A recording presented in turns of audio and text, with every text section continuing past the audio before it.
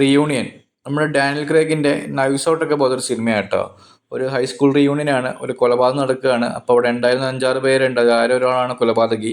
അപ്പോൾ അവരത് തന്നെ അന്വേഷിച്ച് കണ്ടെത്തുന്നതാണ് ഇതിൻ്റെ ഒരു കഥ. ഇതുപോലത്തെ തീം വരുന്ന കുറേ സിനിമകളുണ്ട് വേറെ ലാംഗ്വേജിലൊക്കെ. ഞാൻ പേര് പെട്ടെന്ന് ഓർക്കുന്നില്ല. സിനിമ ശോകം സിനിമയാണ്. Nothing interesting. ഫണ്ണായിട്ടാണെങ്കിലും മിസ്റ്ററി ആയിട്ടാണെങ്കിലും ഒന്നും തന്നെ ഉണ്ടായിരുന്നില്ല.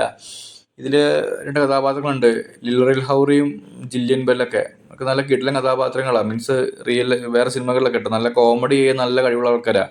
അവരൊന്നും നല്ല രീതിയിൽ യൂട്ടിലൈസ് ചെയ്തിട്ടില്ല സിനിമയിൽ. പ്രത്യേകിച്ച് ഒന്നും തന്നെ ഉണ്ടായിരുന്നില്ല. ഇങ്ങനെ ഡെഡായിട്ട് ഇങ്ങനെ പോവായിരുന്നു. ഇങ്ങനെ അവസാനത്തേക്കാണെങ്കിലും സ്ഥിരം സംഭവങ്ങൾ കാണുന്നത് തന്നെയാണ്.